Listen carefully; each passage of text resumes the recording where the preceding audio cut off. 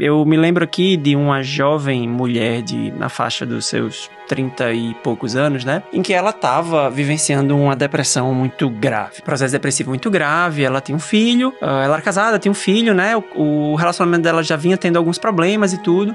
E no processo depressivo que ela vivenciou, com risco de suicídio e tudo mais, ela precisou ser internada, né? Internação é um recurso terapêutico, né? Que a gente precisa utilizar em alguns casos. E no caso dela, foi indicado internação devido ao risco mesmo, suicídio e tudo mais. Nesse processo de internação, enfim, ela recuperou um pouco, né, em relação ao ponto mais crítico, mas ao voltar para casa, ela se deparou com uma separação, né? O marido meio que, assim, aproveitou ali a situação e, enfim, decidiu separar dela, já era uma coisa que ele já estava amadurecendo, e meio que levou o filho junto, né? E assim, e aí começou um processo bem difícil, na verdade, de conflito entre eles, inclusive envolvendo alienação parental, né, e tudo mais, ele alegando que ela não tinha condições de cuidar do filho, que a guarda tinha que ficar com ele, porque ela era uma paciente psiquiátrica, etc e tal, né.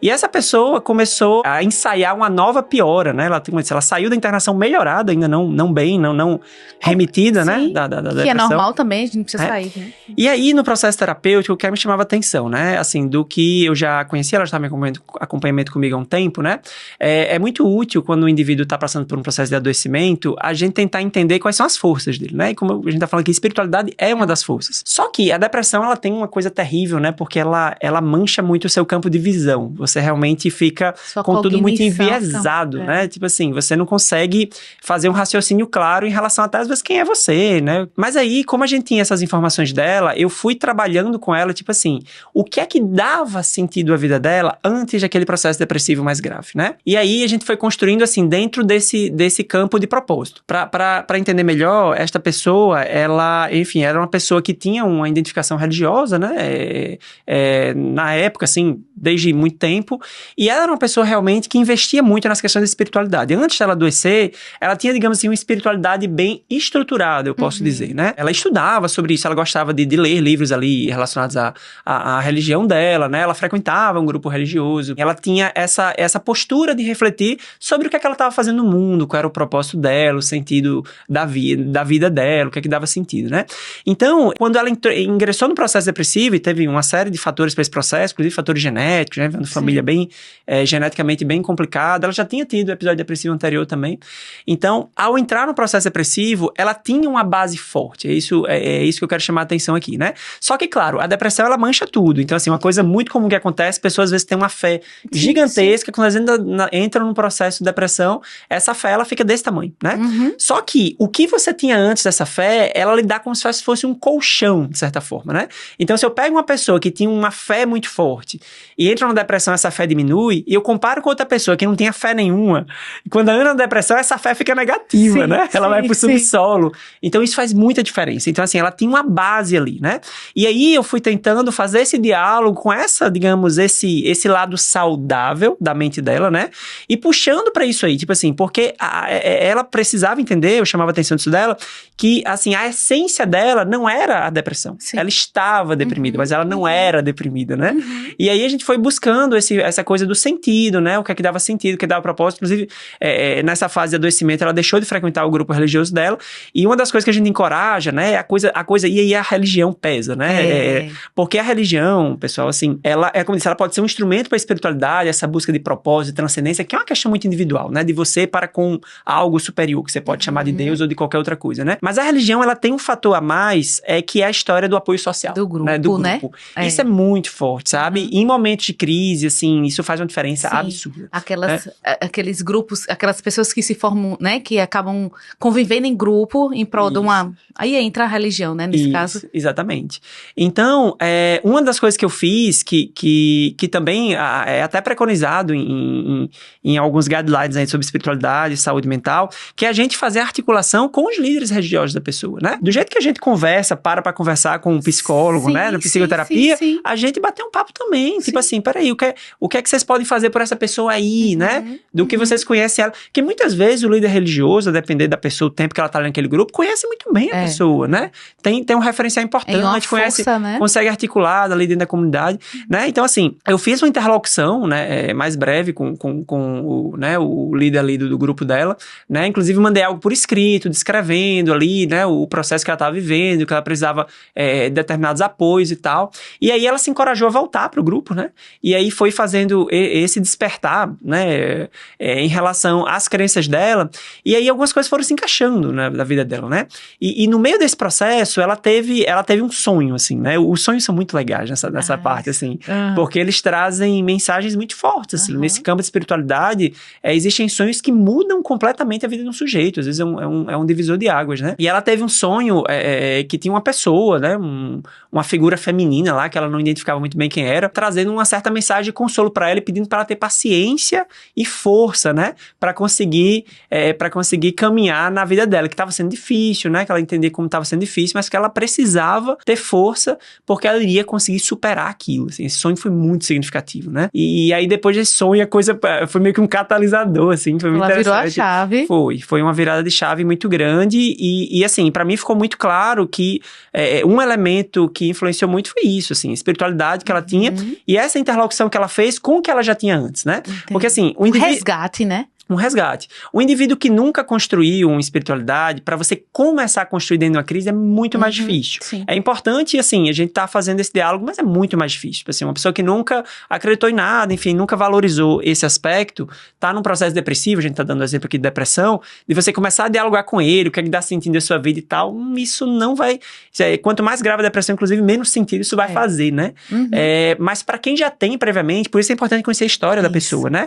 Você precisa conseguir fortalecer os pontos fortes da pessoa. Verdade. Né? O que é que faz um diagnóstico ser um diagnóstico? É um conjunto de características mais prejuízo e ou sofrimento significativo, né? E esse é o julgamento que a pessoa precisa ter. Tipo assim, qual é o impacto que esta vivência está tendo na vida do sujeito? Porque sabe por quê? A gente acaba entrando um pouquinho na coisa de fenômeno anômalo mesmo, né? Que é o termo que se dá a esses fenômenos místicos religiosos. Mas assim, tem uma questão que sempre intrigou muito, enfim, intriga ainda muita gente, que é o fenômeno que os espíritas chamam de fenômenos mediúnicos, né? Que são esse conjunto de experiências de que o indivíduo, que se chamado de médium, ele descreve como tendo contato com entidades, pessoas que já morreram, né? Espíritos, enfim, seres invisíveis, né? Não tangíveis. As experiências que para os espíritas chamar de mediúnica, vamos chamar aqui cientificamente de fenômenos místicos, religiosos, elas acontecem em todas as religiões, e sempre aconteceram, tá? É quase uma marca das religiões, né? Só que o detalhe é que, por exemplo, foi feito muitos estudos aqui, até aqui no Brasil, tentando medir o nível de saúde mental dos médiums espíritas, né? Tipo assim, será que esses caras estão psicotizando? Será que são um bando de esquizofrênico, né? Tipo assim, porque, de fato, tem gente que tem essa visão, não? Tipo assim, isso aí é doença mental, isso aí é transtorno, né? E o que acontece? E o que se viu é que um médium em atividade, né?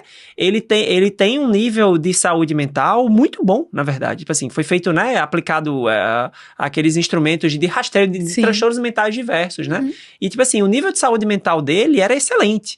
E aí, qual é o detalhe? E aí, quem já viveu isso vai saber o que eu tô dizendo. Você tá, por exemplo, dentro de um centro espírita, numa sessão mediúnica, e você dá comunicação a um espírito, enfim, tem coisas ali, acontece coisas ali muito peculiares, mas quando você sai de lá, a sua vida tá normal, você tem uma família, você trabalha e tudo, ou seja, a experiência mística religiosa, né, que inclusive tende a acontecer ali dentro de um ambiente específico, ela não atrapalha a sua vida. Pelo contrário, o que os médiuns falam é que quando eles começam a trabalhar, né, no sentido assim, de dar vazão àquela coisa, eles conseguem se sentir mais organizados emocionalmente.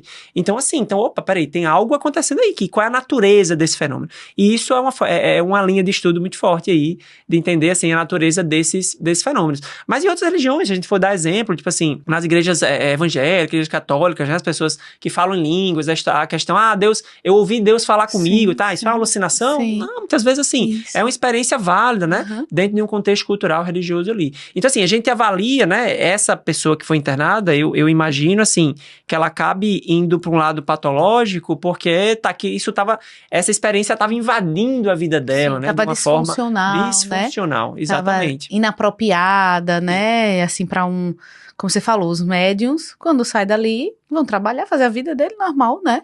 Exatamente, exatamente. E o dela realmente tem um impacto mais global. O quanto estava invadindo, o prejuízo. E por isso que a gente precisa entender os nossos pacientes, assim, qual é a matriz deles. Tipo assim, em que eles acreditam, qual é a vivência deles, que grupo eles frequentam, como é isso. Porque aí a gente tendo um parâmetro, a gente vai conseguir avaliar melhor se isso está funcional, se não está funcional, né? Por exemplo, me vem à cabeça agora uma paciente que tem transtorno bipolar, e assim, ela é bastante religiosa, ela frequenta uma igreja e tudo mais, e aí um certo período em que ela estava entrando no hipomania, né, ficando mais acelerada e tudo, ela passou a alimentar a crença de que Deus iria curá-la, né, e que não fazia sentido ela tomar os remédios que estavam sendo prescritos. E ela deixou de tomar os remédios, assim, a gente fica pra morrer com isso, né? Sim. Só que fora dessa crise, ou seja, nesse momento ela estava tendo uma vivência, uma experiência negativa, né, ela estava usando, assim, como diz, a ideia da cura como se fosse coisa antagônica. Já que Deus vai me curar, logo vou deixar todos os tratamentos. Isso. Sendo que, como eu disse, como se fossem coisas que não possam ser combinadas, beleza, tipo assim, siga seu tratamento convencional e vá na busca da sua cura e tal, tipo, essas coisas não são antagônicas, né? Mas essa mesma pessoa, essa paciente, quando ela saiu da crise, ela continuou utilizando a religião de uma forma positiva, e eu encorajava ela, tipo assim, quantas vezes tá indo na igreja por semana, como é que tá lá e tudo mais. Então assim, a gente precisa olhar as fases, né? Sim. O mesmo paciente, ele pode fazer coping positivo e negativo, depender da fase que ele tá. Da própria doença, né? Então, veja, ela conseguiu se reorganizar. Conseguiu. E a religião, a espiritualidade, enfim, dela voltou a ter um ser espaço, funcional. Né? Normal, exatamente. Funcional. É, muito interessante. Né? Eu acho que isso é o grande X, assim, eu acho, da gente poder olhar pra isso e saber, isso aqui passou do limite, isso aqui não, né? Isso aqui já não. Não, sem dúvida. Porque assim, a gente vive, né? Isso é da nossa mente, né? A gente é muito maniqueísta, né? Bem ou mal, preto ou branco. Então, tipo assim, remédios é o tratamento do mal, né? Sim. E tipo assim, e Deus, igreja e tal, o tratamento do bem. Então, se eu busco Deus, eu tenho que me afastar do remédio. Tipo assim, é um negócio que, né, não é nada racional, né? Não é nada racional. Mas assim, veja como é delicado, né, você também trazer isso, porque ao mesmo tempo o paciente pode abandonar o tratamento. Sim, ou dizer, não, sem dúvida. Esse médico tá querendo, sei lá, me empurrar remédio. Mas é muito delicado. Ele não acredita na minha religião, ele está desrespeitando as minhas crenças, né? Então é muito delicado, mas ao mesmo tempo veja, é delicado, mas ao mesmo tempo é primordial, né? Primordial. E aí você me faz lembrar de uma outra necessidade nossa, enquanto profissional, a gente precisa conhecer pelo menos o básico das principais religiões do nosso meio, né? É verdade. Pra poder fazer esse diálogo, assim, eu já tive diálogos, assim, super interessantes, pacientes, assim, debatendo a filosofia ali da religião e tal, e assim, é muito proveitoso, né, no sentido da gente, porque esse é o nosso papel, a gente indaga, né, a gente problematiza com os pacientes, né, faz esse questionamento. Então, assim, aqui no Brasil, em termos de dissenso, a gente sabe que assim, a religião predominante em termos numéricos é a religião católica, depois vem as religiões protestantes e com suas inúmeras denominações, né, de variações bem significativas, e em terceiro a religião espírita aí na linha mais kardeciana, né, o kardecista, como alguns costumam falar. Então eu acho relevante, assim, né, entender das religiões principais aí que existem em nosso meio, para que a gente possa entender o contexto, né, nosso paciente. Verdade. Como é que ele pensa, né, como é que ele raciocina em relação a isso.